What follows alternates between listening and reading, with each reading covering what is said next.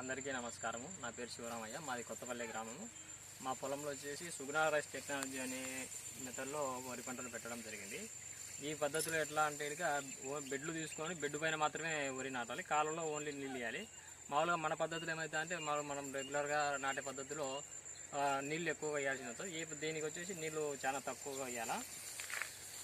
ఎట్లా అంటే ఓన్లీ కాలువకు మాత్రమే నీళ్ళు ఇచ్చుకోవాలి. ఈ బెడ్ పైన నీళ్ళు అనేది ఎక్కువగా ఉండాలి.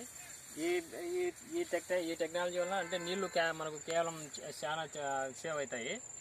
ఈ బెడ్ సైజ్ వచ్చేసి 1 మీటర్ 10 ఇంచు బెడ్ ఉంటుంది. ఈ కాలువ వచ్చేసి 30 ఇంచు కాలువ వస్తుంది. ఆ బెడ్ మీద వచ్చేసి బెడ్కి వచ్చేసి 5 సార్లు పడతాయి. సార్లు ఒక్కొక్క మొక్కకు 20 సెంటీమీటర్లు గ్యాప్ ఉంటుంది. మొత్తం వచ్చేసి 27 బెడ్లు ఉన్నాయి మనకు మొత్తం కయ్యకు.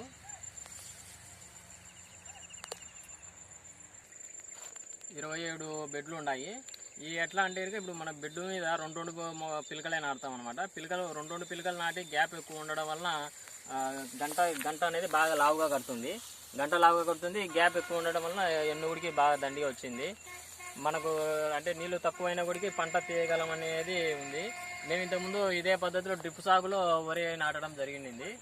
అప్పుడు బాగా ఉండింది. ఇక సరే ఈసారి కూడా కొత్తగా ప్రయత్నం చేయాలనుకున్నప్పుడు మన ఎన్ఎఫ్ఎఫ్ హేమలత వాళ్ళు ఇట్లా ఈ పద్ధతిలో నీరు లేకుండా పెట్టాలి బెడ్ టైపులు అని చెప్పి చెప్పడం జరిగింది.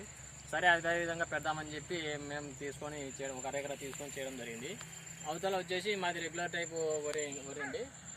దీనికి 20 రోజులు తేడా పంటకు. మేము ముందు అది నాటినాము. అది నాటిన తర్వాత ఈ విధంగా నాటాలని చెప్తే మళ్ళీ ఇది నాటడం జరిగింది. నాటినాం. నీళ్లు శాతం చాలా తగ్గించడం జరిగింది. 2 నాటడం వల్ల గ్యాప్ ఎక్కువ ఉండడం వల్ల పిలక శాతం కూడా ఎక్కువ రావడంతో వరి